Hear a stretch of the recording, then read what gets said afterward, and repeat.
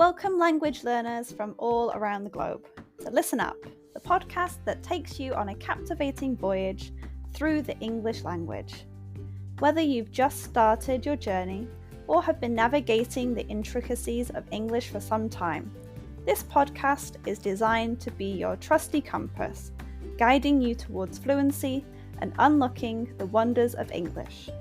I'm your host, Karen, a passionate traveller and an experienced teacher of English as a second language. Join me as we embark on an exciting expedition filled with British history read by a native speaker.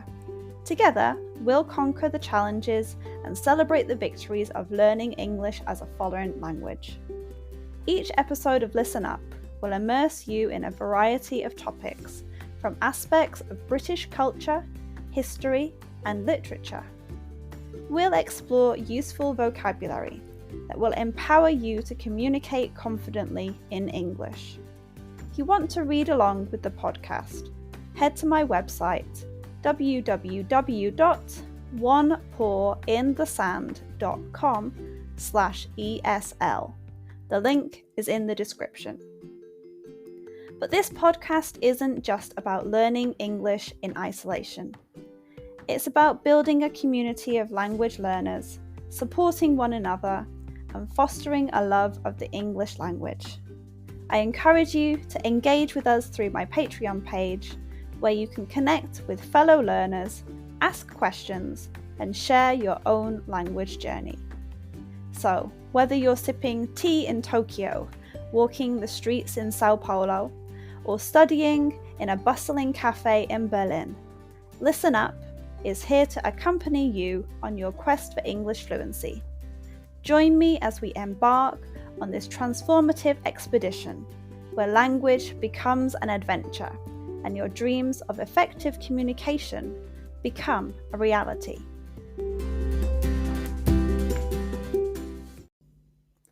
Today's episode is called Cockney Rhyming Slang. Welcome, dear listener, to the delightful and often perplexing realm of Cockney rhyming slang. If you've ever wandered the vibrant streets of London's East End, or lost yourself in the winding alleys of Cockney culture, you might have encountered this peculiar form of speech. But fear not, for today we're diving headfirst into the entertaining, eccentric, and utterly unique world of Cockney rhyming slang. Before we dive into the intricacies of Cockney rhyming slang, let's journey back in time to understand its origins. The heart of Cockney culture lies in London's East End, historically known for its working-class communities and colourful characters. The term Cockney originally referred to those born within the sound of the bells of St Mary-le-Bow Church, a rather specific and narrow geographical area in London. Today it's used more broadly to describe Londoners from the East End with a distinctive accent and culture. Cockney rhyming slang is believed to have emerged in the 19th century as a form of secret code among these tight-knit communities. The idea was simple but brilliant. Create a system of speech where words or phrases are replaced by others that rhyme with the intended word. The purpose? To confound outsiders, such as the police or strangers, who couldn't decipher this linguistic riddle. Over time, the playful form of communication evolved into a celebrated part of East End identity and culture. Now, you might be wondering what it sounds like when a Cockney speaker unleashes a barrage of rhyming slang. Let's take an example. Trouble and strife. In the world of Cockney, this means wife. The clever part is that you rarely hear the second word, in this case, strife. So you might hear the sentence like, "The trouble's upset with me," and be utterly baffled unless you're in on the secret.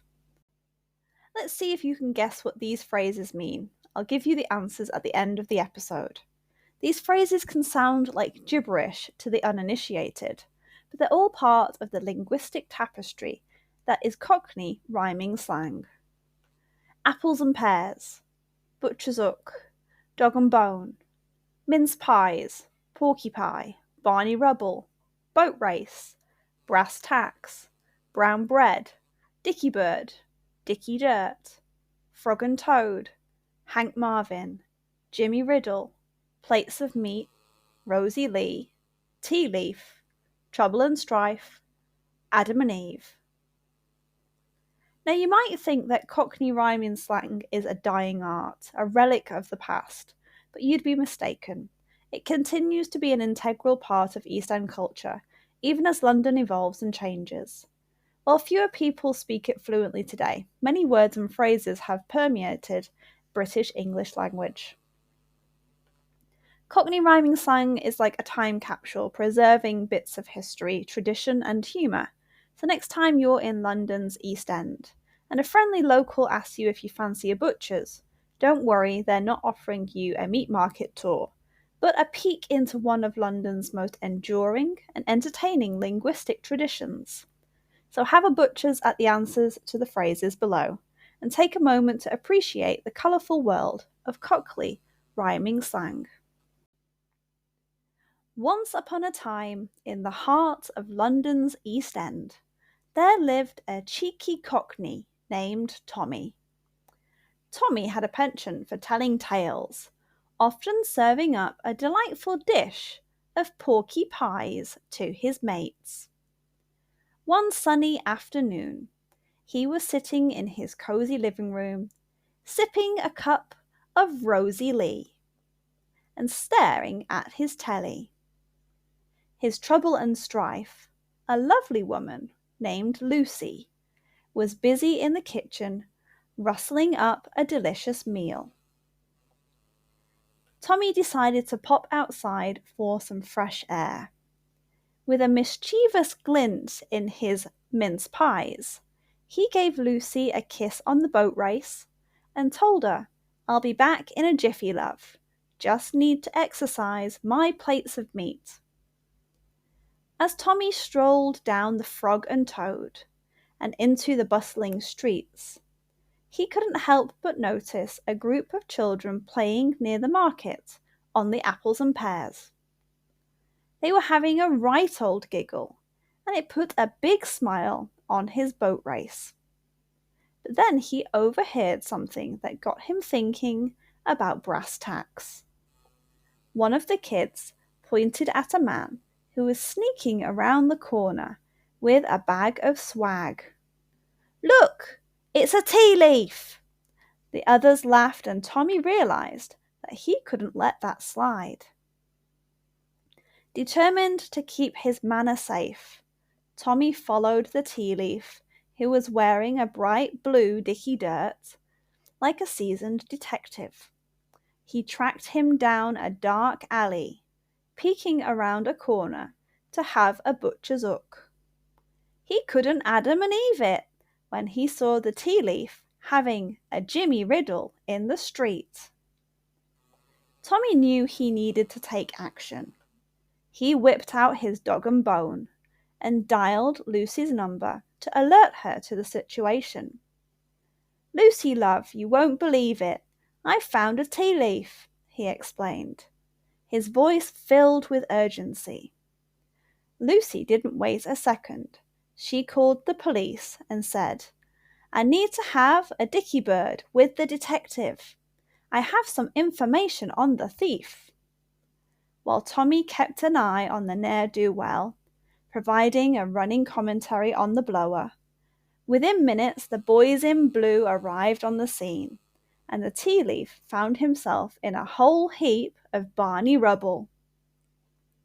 Tommy returned home, feeling a sense of pride. He had prevented a crime in his manor, and he knew he had done the right thing. Lucy greeted him with a big hug and a cup of Rosie Lee. Tommy said he was Hank Marvin after all the excitement, and they had the meal Lucy had been making. That night he slept so well, he might as well have been brown bread. He was so tired. So what did the phrases mean? Apples and pears mean stairs. Butcher's hook means look. Dog and bone means phone. Mince pies means eyes. Porcupine is a lie. Barney Rubble means you're in trouble. Boat race is your face. Brass tacks are the facts. Brown bread means dead.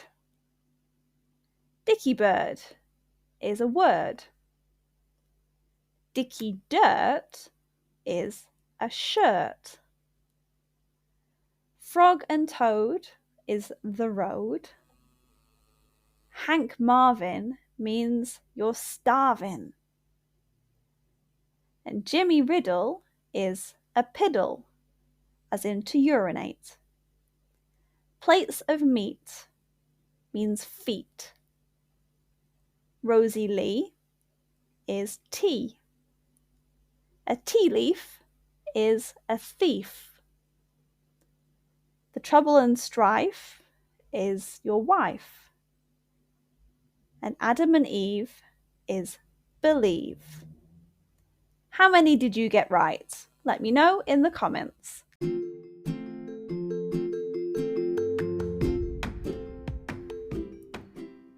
And that wraps up another episode of Listen Up. I hope you enjoyed learning about my topic today and practicing your English. Remember, the exploration doesn't have to end here. If you have any lingering questions or want to continue the conversation, I've got some great opportunities for you. First off, I offer private lessons for those of you eager to expand your knowledge further, whether it's practicing today's subject or exploring other topics. I'm here to guide you on your English journey. Reach out to me through my website or social media platforms, and let's embark on a personalised learning experience together. I have been involved with training people for more than 10 years. I've been teaching English as a second language for over a year, in which time I have taught over 500 students, many of whom are regulars. But wait, there's more. If you're a devoted fan of Listen Up and want to show your support, consider joining our Patreon community. Your contribution directly helps us bring you more episodes and maintain the quality of our show. Your support truly means the world to me, and we couldn't continue this podcast without you. So whether you choose private lessons or Patreon, or both, I look forward to staying connected and exploring the fascinating realms of English as a second language together. Thank you once again for joining us on Listen Up. Until next time, keep practicing.